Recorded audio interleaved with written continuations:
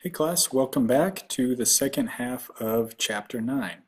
So, we're going to continue where we left off. If you remember at the end of the first part of Chapter 9, we finished with kind of putting everything together and talking about conservation of momentum and how momentum is conserved if you have an isolated system. And when you have that, you can do some really cool things with problem solving. So now we're going to build on from there and talk about some other kind of specific applications of this idea of conservation of momentum.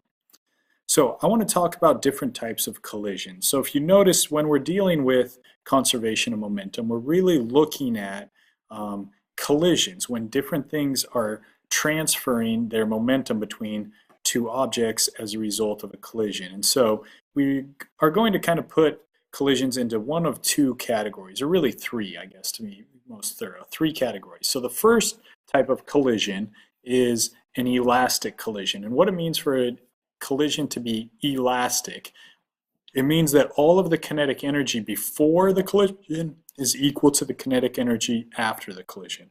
So what that means is not only would momentum be conserved if you have an elastic collision in an isolated system, but you would also have kinetic energy being conserved.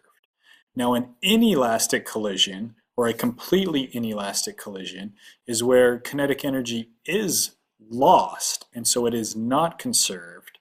And an example of a completely inelastic collisions is if the two objects collide and stick together as a result of their collision. So that's a completely inelastic collision when they stick together. And so the vast majority of collisions will fall between these two. It will not be elastic because some kinetic energy is lost, but it will not be completely inelastic either because the objects don't always stick together. So any other collision, like a baseball bat with a baseball, or a bouncy ball bouncing off of a floor, or any of those types of things, would be considered a partially inelastic collision, where you have a loss of kinetic energy, but the objects do not stick together. So elastic is the special case where kinetic energy and momentum are both conserved. Completely inelastic is stick together, and then partially inelastic is everything else. So again, just to kind of show you examples, if you had a collision with springs, two things bouncing off of one another, the springs would be able to store and return energy, so that would be pretty much an elastic collision with almost no loss in kinetic energy. And then an inelastic collision, a completely inelastic, is if you had two things stick together with Velcro as a result of their collision. So some cool things happen when you have elastic collisions, and that's why we're going to look at them. All right, now in reality, you're always going to probably have some amount of lost energy, but there's certain applications where you can approximate collisions as being elastic, especially on the small scale when you're looking at collisions between atoms or air molecules and similar. So if you have a completely elastic collision, for example, if one of your masses starts at rest and they collide elastically, using the combination of conservation of momentum and conservation of kinetic energy, you can get some really simplified equations. For example, you can solve for the final velocity of the second mass, the one that starts at rest, as being simply equal to 2 times the first mass divided by the total mass of the system multiplied by whatever the initial velocity of the first mass is. So the simplified equation comes directly from conservation of momentum and conservation of kinetic energy. And similarly, you can solve for the final velocity of that first mass as being the difference in the mass over the total mass times the initial velocity of object 1. Pretty cool, right? Very simplified equation. So given what the first velocity is starting with, you have two different equations here. So you could solve actually for both mass 1 and mass 2 simply by knowing the velocity of your first object. Or even knowing the velocity or the mass of the first object, you could find the velocity and m2 or whatever the case may be. You can solve for a lot of cool things quite simply by knowing just a few variables. So this all assumes that the second object is at rest when you start. Now if you have an elastic collision and both objects are moving, again using conservation of energy and conservation of momentum, you get the more generalized case. And if you notice, these equations that you can derive, again, the algebra gets a bit ugly, so I'm not going through all the steps, but you can derive these just starting with conservation of kinetic energy and momentum. you notice these two equations are the same as what we saw before, only before V2 initial was 0, so this whole last term was left off of both of these. But so these are the more general equations, and you're welcome to put these on your equation sheet if you would like. So go ahead and use these, but again, keep in mind this is assuming you have an elastic collision and both objects are moving in the same direction. So it's in one dimension and elastic. It's a special case, but it's a cool special case.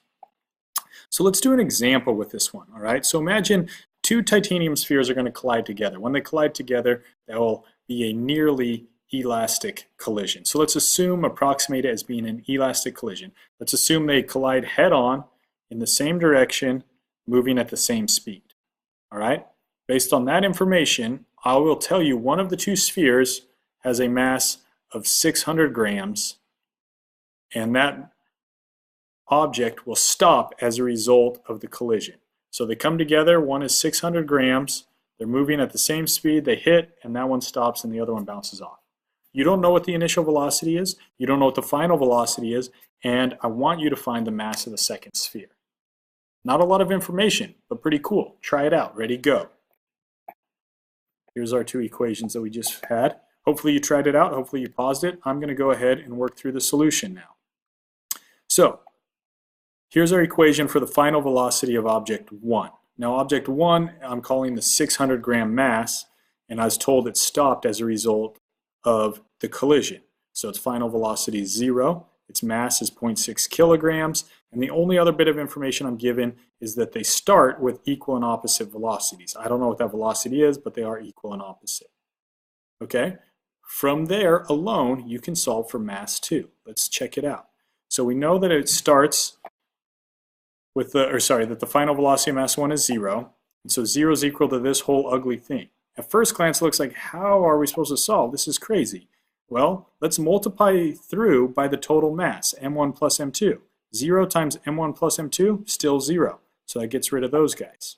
I also observe that v2 initial is just the negative of v1 initial, right? So now I can divide through by v1 initial. 0 over v1 initial, still 0. Don't forget this negative sign though. So I'm going to pop that negative sign up. And now I'm just left with 0 equals m1 minus m2 minus 2m2. So solving 3m2 is equal to m1. m2 is just m1 over 3, or 200 grams. Boom. Pretty simple example. Pretty cool. Pretty box-worthy. All right. So now when you get into 2 dimensions, when the objects bounce off of one another elastically, all right, it gets a bit more complicated. As they bounce off elastically, you can get a lot more tricky stuff going on because you have to think about momentum in the x direction and momentum in the y direction. So if we have a situation like this where object 2 starts at rest, object 1 collides with it, and they bounce off from one another, you're going to have to do everything in component form. So your initial momentum is only in the x and it's 0 in the y, but you got all these sines and cosines. But again, that's what it will look like if you're breaking it down into 2 dimensions. The cool thing happens though, when you combine kinetic energy, you can add in the conservation of kinetic energy, and one really cool thing happens, there's others, but one really cool thing, if these two masses happen to be equal to one another, if and only if those two masses are equal to one another and mass 2 starts at rest, guess what? No matter what, every single time, theta 1 plus theta 2 will equal 90 degrees. So the total angle that they make, if their masses are the same, always 90 degrees. Pretty cool. Super useful in billiards especially. So yeah, pretty fun. All right, so before moving on to the last new topic and application of momentum, I want to talk about one more example. So a cool thing used by forensic scientists is known as a ballistic pendulum. This was used even more so in days of old, a little bit still. But basically, it's a setup where you can determine the speed of a bullet. So if you were to fire a gun into a block of wood and observe how far those two objects swung vertically with one another, you could determine the initial velocity of the bullet. So I want you to do that. I want you to help out the forensic scientists. They come and hire you because you know your physics, and they say, all right, we can find the mass of the bullet, we can weigh it, right? We can put it on a scale and find its mass. Same thing with this block of wood, all right? So knowing just those two masses And being able to observe the height that the block and bullet swing together as a result of this collision, I want you to calculate for me what is the initial velocity of the bullet. But since they want you to derive the equation for them so they can use it all the time. So do it just in terms of variables. For any MB and MW and any H, what is the initial velocity of the bullet? So keep in mind, the bullet starts moving, the block of wood's stationary. They then collide and stick together. Both of them move together and swing up some vertical height h. Solve for v, the initial velocity of the bullet, in terms of the masses and h. Ready, go. This is a tricky one. Pause it, try it out. All right, hopefully you tried it out, and it's tricky, right? You're trying to figure out what's going on. How do I find the velocity? Well, you need to realize that there's really 3 points in time to consider. Point 1 is when the bullet's moving and the block is not, before the collision occurs. Then you have point 2, which is after the collision occurs. What type of collision do we have? Well, they stick together, so it's a completely inelastic collision. That means energy will be lost. Don't forget. And then you have point 3 after things have swung up all the way. So from point 1 to point 2, we have a collision. So that immediately makes me think about conservation of energy. Or sorry, conservation of momentum. I already told you energy will be lost, so we can't use energy. So from 1 to 2, we're going to use momentum, all right, because we have a collision where energy will be lost. Then from points 2 to 3, we're having an object that's moving, swing up to some new height. Momentum won't help me there. There's no collision or anything, so that makes me think of conservation of energy. So from point 1 to 2, I'm going to use conservation of momentum. Point 2 to 3, I'm going to use conservation of energy and try to solve. So let's start with point 1 to 2, since we want the velocity of the bullet, and that's moving at point 1. So initial velocity in the x is equal to final velocity in the x. My total initial momentum will be the momentum of the wood plus the momentum of the bullet. And that's going to be equal to the total momentum of the two when they stick together after the collision. So this capital V down here, I'm calling V2 in the x direction. So I notice the velocity of the wood initial at point 1, that's just 0. So all I have is the momentum of the bullet equals the momentum of the two together afterwards. That's easy enough. Solving for the velocity of the bullet, it's just going to be the total mass over the mass of the bullet times this velocity at point 2. But we don't know what that velocity is, so we can't solve just yet. So instead, we need to move on to looking at chapter 2, or chapter 2, part 2, which is looking at points 2 to 3, conservation of energy. So conservation of energy. What kind of energy do we have at point 2? Well, we have kinetic energy, 1/2 the total mass times that V2 squared, because they're moving together at that point. At point 3, it's now stopped but moved to some new height, so it's just going to have gravitational potential energy, mass times g times h. So I notice at first, boom, my masses cancel out, and I can multiply by 2, so V2 squared is just going to be equal to 2gh. Take the square root of both sides, and V2 is just the square root of 2gh. I can now plug that into my equation up here, and I find a box-worthy equation. The velocity of the bullet will always be equal to the total mass divided by the mass of the bullet, and then multiplied by the square root of 2gh. Super cool application, right? Good stuff. All right, so the last thing I just want to kind of throw at you all as an understanding and a conceptual sort of example of conservation of momentum, and that's the concept of rocketry. So if you think about it, how do rockets propel themselves forward? All right, you see that jet shooting out the back. Sometimes people think, oh, they're like pushing off the ground. You see that jet shoot off the ground and that launches them upward. But they work super well out in space too, where there's no ground, there's no air to push off of and different things. How do they work out in space? Well, it's really about momentum. You could think about it in terms of Newton's third law, equal and opposite forces, but you can also think about it in terms of momentum, right? How do the rockets propel themselves? Well, they use conservation of momentum. They shoot gas out the back at high speeds. It's not super massive, but it still has mass. So coming out the back, there's some momentum that the fuel has as it's being shot out. And so because of conservation of momentum, when the rocket's up off the ground, it's an isolated system, and so therefore it's going to have an equal amount of forward momentum.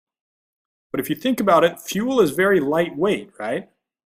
And so you're going to have to give lots of fuel out the back with lots of speed to get your rocket going in the opposite direction because it's so much more massive.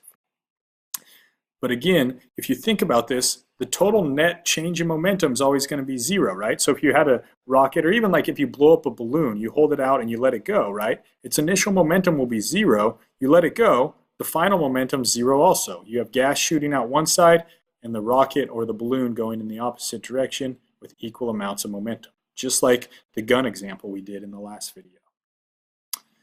So you can actually calculate using one of the rocketry equations, and really starting from calculus and doing a little integration, but you can calculate the maximum possible speed a rocket can achieve. And that maximum possible speed that it can get, so V, the subscript S, represents like a ship, okay, so the rocket ship versus the fuel.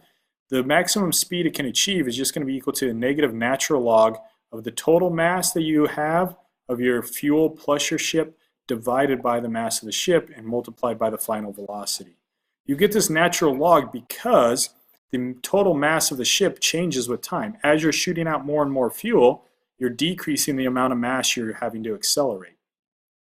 So therefore, you have to integrate as it changes. Anyway, just to give you an example, typical speeds that you can eject fuel at are in the ballpark of 10,000 miles an hour. To be able to escape Earth's gravitational well, you need your ship to achieve speeds of somewhere in the ballpark of 22,000 miles an hour if you wanted to head to Mars or to infinity and beyond, as Buzz Lightyear likes to say. So guess what? How much fuel do you think it would take to actually achieve exit velocity? What percentage of your overall payload, of your overall starting mass, do you think would need to be fuel? Would it be 50, 75, or 90%? You can pause and try to plug it in, right? You don't have actual numbers, but say you're doing 75% fuel, then just put 75 for the fuel and 25 for the ship, because that's 25%, and see what you get. What you would find is you need to get up to about 90% of your overall payload needs to be fuel in order to achieve exit velocity. That's pretty crazy. You got to get going super fast in order to escape Earth's gravitational well. So that's kind of a fun side note and a side application, but this is derived directly from the idea of conservation of momentum. Anyway, I'm going to stop it there because that really wraps up the concepts from Chapter 9. And again, tune in future videos for more detailed example problems from both the first and the second halves of Chapter 9. Other than that, have yourselves a box-worthy day.